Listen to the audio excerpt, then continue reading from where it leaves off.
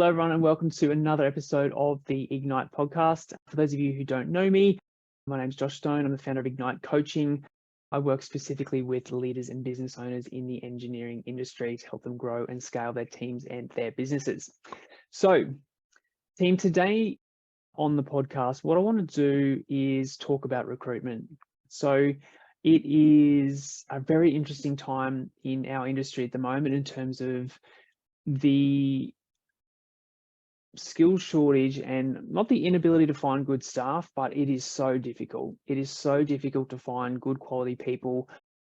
And it is honestly, when I'm talking to all my clients, one of the single biggest, constrictions to growth in terms of building a team or your business. People would say, I could put on 10 people tomorrow if I could find them.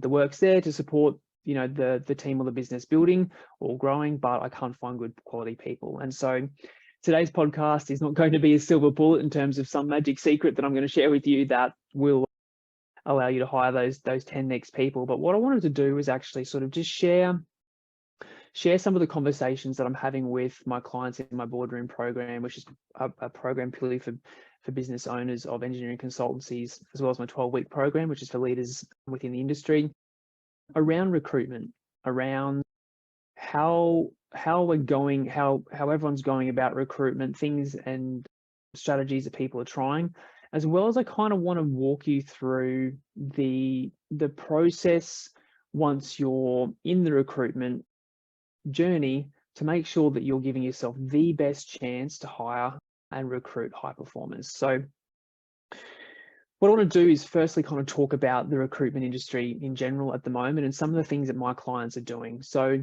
and talk you through some of the things that are yielding good results and some of the things that just aren't working at all. So in terms of what's not working, in terms of not getting much traction at all, Seek. And all the job ads and that sort of stuff, LinkedIn ads, that sort of thing, are just not getting results at the moment.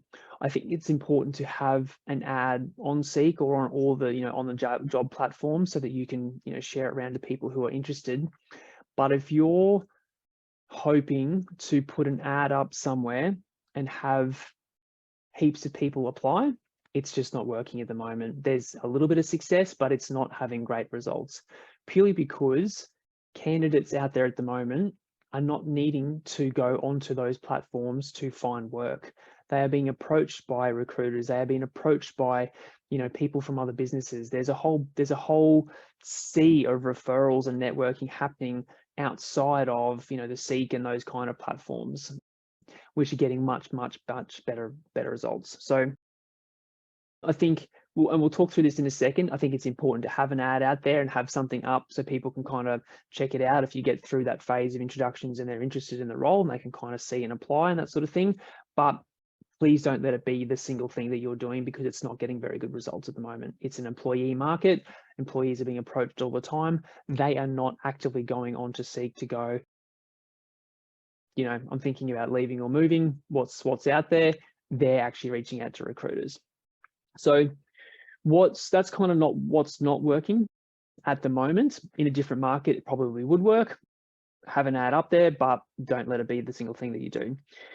Recruitment at the moment is really networking, word of mouth, and obviously using recruitment agencies. So, and different people have different views around using recruitment agencies. Some people have a relationship with an existing recruitment agency. They sole select those people. They have a recruitment person maybe in-house or on staff, or you have an exclusive relationship with a recruitment agency.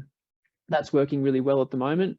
What's also working really well is having multiple recruitment people looking for you. So obviously the more people looking to fill a role for you, obviously the more you're reaching out to their networks, and it's just it kind of compounds from there in terms of that's probably the thing that's working the best at the moment. One of my clients in my boardroom program at the moment has, I think he said 5 recruitment companies looking for one role at the moment, and they all know he was very open with those recruitment companies. I'm using other companies at the moment to recruit for this role, and most recruitment companies seem to be happy to be playing in that space against other recruitment companies. So what's working the most and getting the most traction is having multiple companies out there searching for that person for you to fill that role. So that's kind of a little bit about what's working and what's not. Interestingly, and I want to kind of, before we get into the recruitment process, we've had a really, really interesting conversation with everyone in my boardroom program the other week about recruitment. And it was about trying to solve the problem together in terms of, okay, recruitment is hard at the moment and everyone's doing what we just spoke about, ads on Seek, ads on LinkedIn, connecting to people on LinkedIn. Actually, that's another thing I forgot to talk to you about. Reaching out to people on LinkedIn is okay. It's a little bit spammy in terms of like, just connecting with your future ideal staff member and sending them a message to move. But in this day and age, people are so used to getting messages from recruiters doing that anyway. So, if you've got someone on your admin team who can reach out to candidates on your behalf through your LinkedIn profile, that's having good success at the moment. You just got to really watch your approach and your messaging and that sort of thing.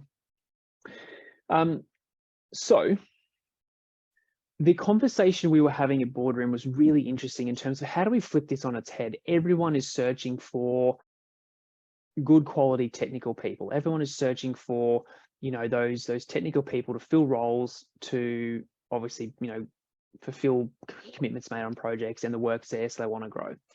How can we do this differently? And so this is a discussion that I just wanted to bring to the forefront. It's not going to work for everyone. It's not going to be for everyone. But we talked about a couple of things. One, instead of hiring a technical person, why don't you hire an admin person? Because there are a lot more admin people out there to free you up. Yes, you're still staying on the tool. So if I use an example, a husband and wife couple in my boardroom program, they're looking to grow. They're looking to bring on a technical person to sit underneath them to free them up to do more business development and focus on strategy and all those sorts of things. They have been trying to find that person forever. And so we sat down and actually looked at, as part of a group discussion within Boardroom, we looked at, okay, well, yes, you want to free yourself up to focus on strategy and direction. This market isn't going to last forever. Why don't we flip things on its head? Let's have a look at all the admin stuff, all the administrative things that you two do in the business every single day and week. And let's make a list of why don't we actually delegate those things? Why don't, instead of bringing on a technical person to do technical work so you can free yourself up to do more strategic stuff, yes, you're going to bring on an admin person, but that's still freeing up 10 hours of your week or 15 hours of your week of all the administrative stuff, the technical reports written to 95%. You just need someone to document it and edit it and all that sort of thing. That could go to admin, invoicing, bookkeeping, all these, like the list was amazing once we started to dive into it. You could free up 10 or 15 hours of your week by getting someone who's in admin into your business or into the team. Yes, that still means that you have to do a lot more of the technical stuff and you don't have that technical person underneath you growing, but we have to look to do things differently. So that could be an option in terms of, instead of hiring technically, let's hire for administrative support, or you having someone that, can support you in your role. And then once the market switches, you've got a good admin system set up and you can bring that technical person in. The other interesting thing that we talked about was offshore. And so and I know a lot of people are like, not touching that with a 10-foot barge pole. I know a lot of people have had really bad experiences, and I'm certainly not advocating for it, but it's, this conversation is about flipping things on its head and doing things differently. Like, to get ahead in this current market, we have to look and do things differently. And so there are a lot of really great technical people who reside overseas who could fill a role in your team or your business. Yes, they're working remotely, so we have to look at the whole in the office versus working remotely, but surely through COVID, we've shown ourselves that we can work remotely. We actually bring on a technical person or even an admin person from overseas. So there was a South African lady on who's part of Boardroom, and she was saying that she knows a lot of highly skilled people from South Africa who get the same education, same studies, all that sort of stuff as us, who are looking for work and would happily do online, technical reports, technical writing, all that sort of stuff. Obviously, they can't go to site and do those sorts of things. But again, this conversation is shifting and flipping this thing on its head and going, okay, well, maybe I can't get a full-time technical person sitting in the office, but if I could hire someone from overseas who is just as qualified as the person I've been hiring from Australia, who is motivated, inspired, great at what they do, they tick all the boxes, it's just that they're overseas. Well, maybe I can fill 3/4 of the role. They're doing all the technical reports, all the writing, they're doing the calculations, they're doing, what have you. And then there's that portion of their role that has to be sort of filled by someone else on your existing team. So again, this conversation is not about, let's not put your blinkers on. Let's actually think differently and strategically about how we can do things a bit more uniquely to actually get ahead. Like everyone, is putting ads up on Seek, LinkedIn, talking to recruiters. You've got recruiters who are just hunting for everything out there at the moment. And sure, that might return you some results. But again, if you've got an opportunity to grow ahead of you, you've got a big pipeline and not people to do it, you have to think outside the box, remove blinkers, and maybe look at some of these things that I've just walked you through. So that's kind of what I want to talk about in terms of setting the scene and some of the things that we're talking about in my boardroom programs and 12-week coaching programs as well, just in terms of we've got to do things differently and think outside the box. What I wanted to do now was, so okay, the recruitment process is inherently flawed and there are so many things along the way that people are doing rightly, wrongly, that are just meaning that they're getting the wrong people into the wrong roles. And so one of the things I wanted to also say was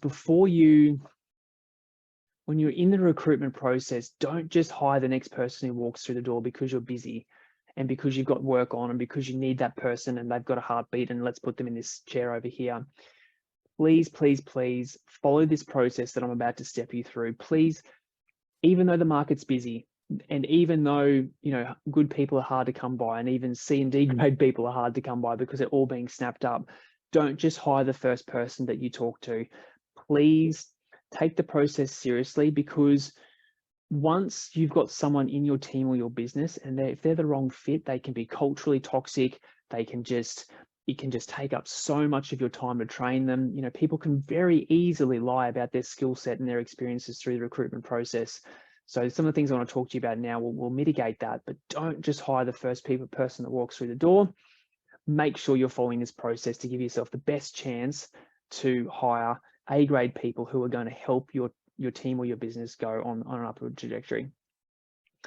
So the first thing that we want to do is, before we are even about to go out to the recruitment process or out to market, we want to get really clear on the role that we are recruiting for, and we want to actually profile the role first. So step number one before we go and talk to anyone outside of the business is to go, okay, the role that I'm recruiting for, what does that look like?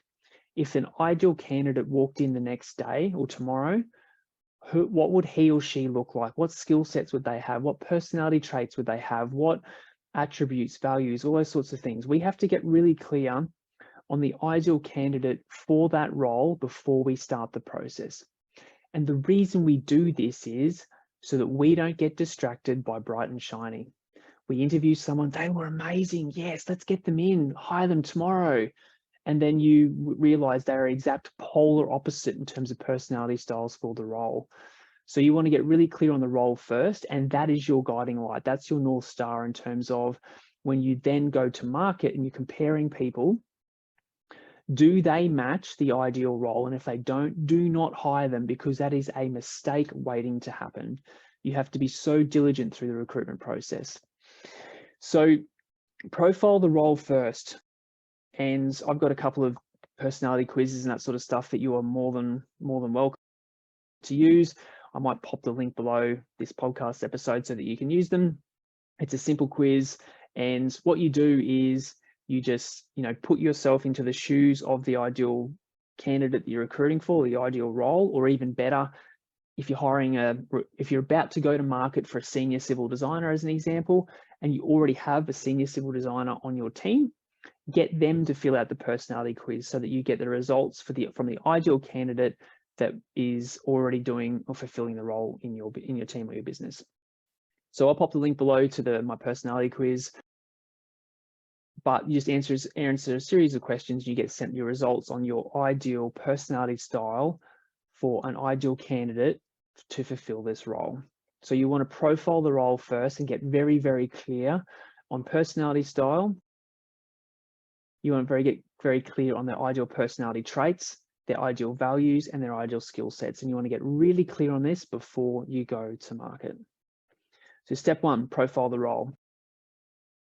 Step two, in terms of the ad and all the stuff that you're going to do, and again, we talked about at the start of the episode in terms of the different ways that you can connect and bring people into your world.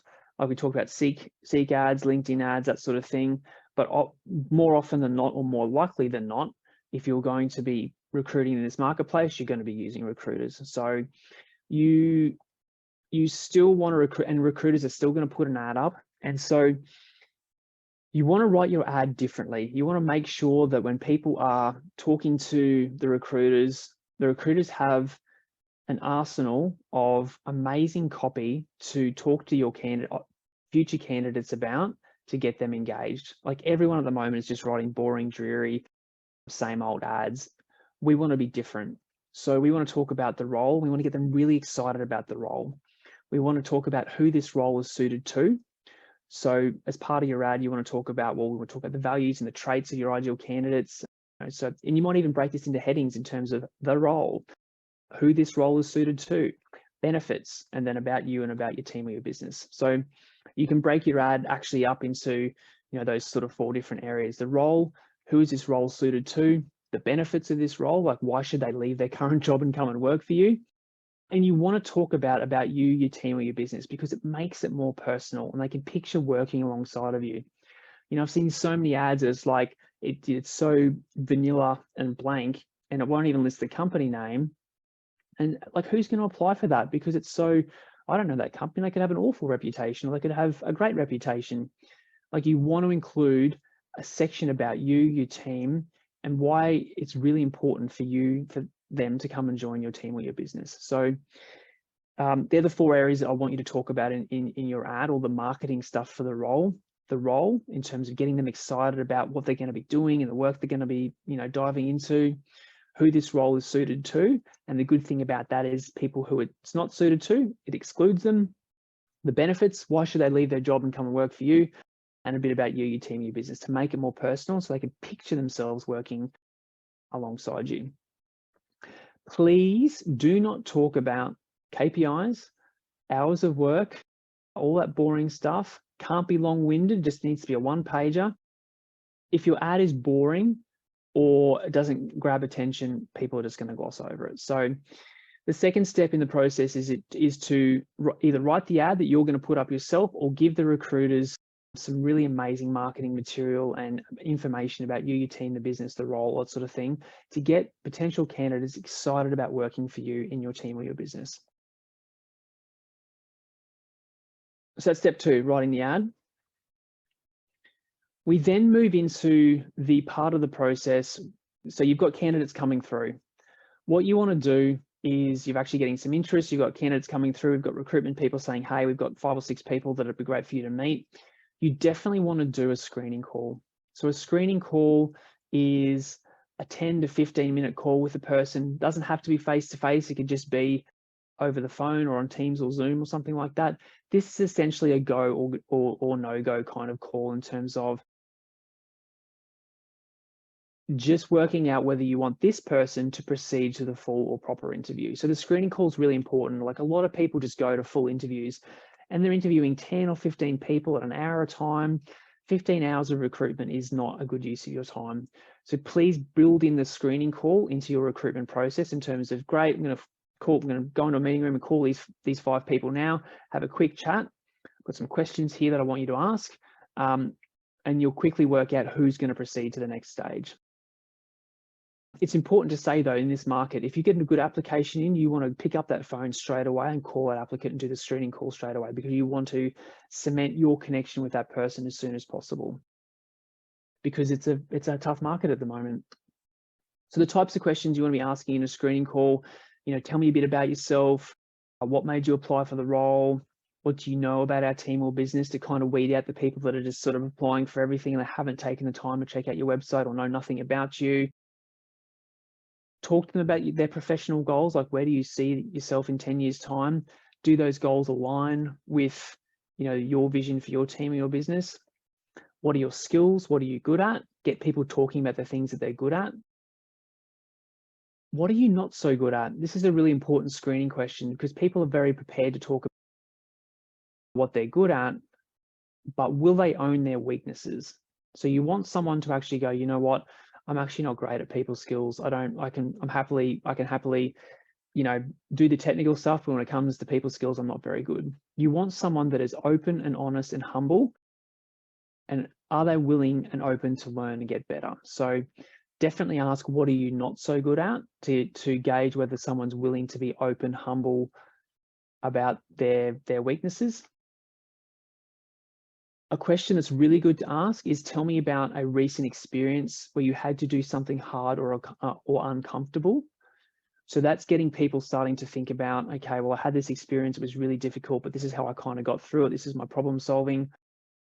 Because again, that's weeding people out who aren't prepared to get uncomfortable, have hard conversations or anything like that. And then the kind of final questions are, what are your values and what's important to you? So that's kind of a, series of about 10 questions to kind of ask someone on a screening call to really weed out whether they've got the values, the skill set, the personality style, and the attributes of a person that you'd like to move to the final interview. So that's a screening call. So we've talked about, we've talked about writing the ad, we've talked about profiling the role first. Now we're doing profile role first, write the ad in terms of make it amazingly attractive. And now we've just talked about screening call to weed out people who are, yay or nay kind of thing. Once someone has passed a screening call and before you move them to booking in the final interview, you want to profile them. So again, the personality quiz that you or your teammate did at the start to profile the role, you want to send them the same quiz. Again, I'm happy for you to use my quiz. You want to send them the same quiz and get them to fill out that quiz and send you their results. And this is a big moment, because if their results come back and you like them and they come back opposite, you have a very hard decision to make in terms of, if you wanted to hire someone that's, incredibly technically skilled, goes right into the details, really smart at what they do, but they come back the polar opposite, which is very good with people, but not great with details, not great technically, but you really like them. Again, that's why we profile the role at the start. That is your North Star, because that has to be your guiding light when it comes to the recruitment process. If they come back the polar opposite, you have to let them go, or find another role that suits them in the business if they're really, really good. But you have to let them go. Do not hire someone because you like them. Hire them because they're the right fit for the role. So step 4 is profiling the candidates. Before you move to the final interview, you've got to profile them. And if they come back a match or close to a match, then you proceed to booking in the final interview. Do not proceed if they are complete opposite. If they can complete opposite personality style to the role that you're recruiting for, do not proceed, because it is a complete waste of your time and could cost you time, money, and your business. So like I said, send them the link. Just go, hey, can you please take 2 minutes to fill out this personality quiz and send me your results? It's just kind of part of our process. And then that then decides, when you get their results back, compare them to the original profiling of the role that you did, that then determines whether they go to the final interview. All right, so formal interview. Stay with me, team. We're getting through this quite well. The formal interview process, again, this can be, really encourage this to be in person if you can. Obviously, if you were talking about the online or overseas stuff, definitely have camera on, because you want to obviously see them and all that sort of thing. Many people run the formal interview differently in different ways. My kind of a theory or approach is you want to have an opening, a main interview section, and a close. So the opening conversation is just a bit rapport building. Again, you might ask some of the similar questions you ask in the screening call. Tell me a bit about yourself. What are your professional interests? What are your personal interests? What made you apply for the role? What excites you about coming to work for us? Again, this is just an opening and kind of rapport building. In the main section of the interview, you want to determine if they've got the right values. So you're going to ask values aligned questions. if they have the right skills, and I'll get to skills in a second. Team player versus me player. So interestingly, from a psychology point of view, so we go back to one of the questions we asked before about doing something hard, or tell me about a project that you worked on or something like that. You're looking for me versus we responses. So if you say to them, oh, tell me about a project you worked on with your past company. I did this, I was responsible for that, I looked after the client, I did this. It's all me, as opposed to, well, as part of the team, we worked on this, and I worked as part of a group to deliver this for the project, and myself and my teammates all worked together to deliver an amazing outcome for the client. That's we. You want to hire for we every day of the week. If they're a me player, it means they've got a massive ego. They're not willing to work in a team. It's all about them. So you're hiring for a team player, not a me player. So look for those responses. The words they use are really important. Look for the words they use in their responses. So me versus we, hire for we, let go of me. Talking to someone many years ago, and he's famous for canceling interviews after 5 minutes. He said if he gets a me response, he just goes, I'm sorry, the interview's over, and we'll just walk out. I mean, I know that's pretty brutal, but it's like, I'm not wasting any more of my time with a me player. You want to look for growth mindset too, in terms of you're looking for responses that suggest they're open to learning, they're looking for growth, they want to get a bit uncomfortable, get outside of their comfort zone. You really want to hire for a growth mindset as opposed to a fixed mindset. Some questions to ask. So what was a highlight of a role? What was a highlight for you in a previous role? What made this a success for you? Again, tell me about an experience you had in a previous role that was particularly challenging. You know, how did you manage this situation? What did you do to navigate that? What did you learn about yourself coming out of this situation? You know, how do you deal with high pressure situations? And actually this one, I'm just reading off our boardroom training here in terms of making sure I give you as much value in this podcast. But a really amazing question is, I want you to picture the next 12 months. Say you've got a role with us, say you get the role and you're really happy. What are 3 things that you're loving about this role? That's getting them to think about the future, but it's also getting them to show you what's really important to them. So say they come on board, they're the 3 things that you can really make sure that you do as a business to retain them and to keep them. So what are 3 things that you're loving about the role in 12 months' time? What excites you and motivates you, and what frustrates you? So that's kind of the main section. That's where you really tease out whether you're going to hire this person or not. Then you've got the end and wrap up, which is talking about salary expectations, any other questions, you know, should you be successful, when can you start? So that's kind of the middle, sorry, the opening, the middle and the end. What I really encourage you to do, every role, regardless of whether they're admin or anything like that, is do a technical assessment. So obviously admin would be spreadsheets and all the stuff they're going to be getting them to do from an admin support person. And you have to be upfront with them in terms of, you know, when you've profiled them before the main interview, hey, I'd love to catch up with you for a formal interview. As part of this interview, I'm going to be asking that you sit a technical assessment. And so what that can be a myriad of different things. That can be they leave the main interview and log on later and do a technical assessment.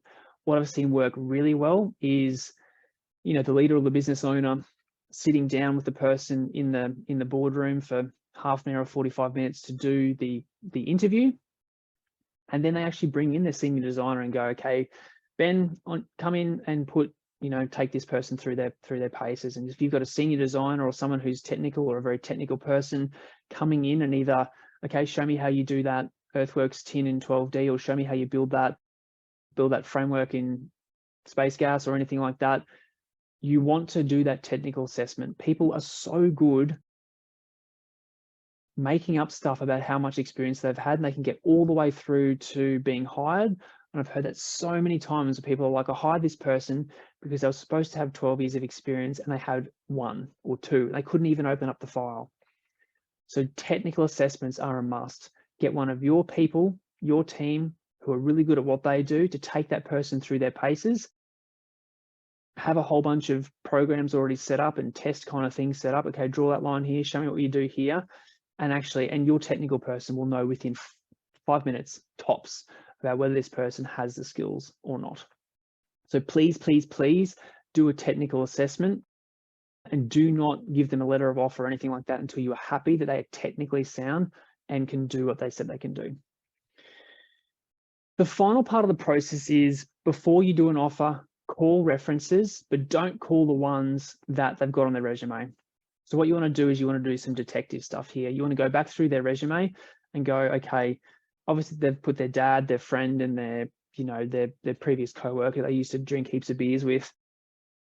And they're always going to say amazing things about them. You want to go back through their resume and call the owner of every single one of those companies. So the last 2 or 3 companies I used to work with, call the owner. And if the owner didn't work with them, ask the owner to get the team leader or what have you to call you back. You want to find out why they left, what they were like to work with, and you want to talk to people who actually work with them who are not on their resume.